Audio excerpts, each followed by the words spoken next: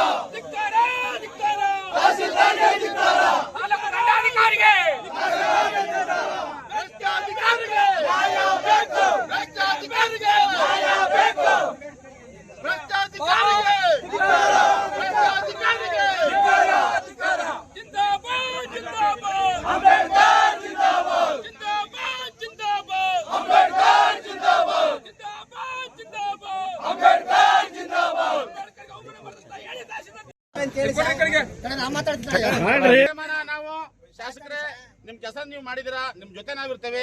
ಇಡೀ ನಮ್ಮ ಸಮುದಾಯದವರು ಕಾರ್ಯಕ್ರಮವನ್ನ ಬಹಿಷ್ಕಾರ ಮಾಡ್ತೀವಿ.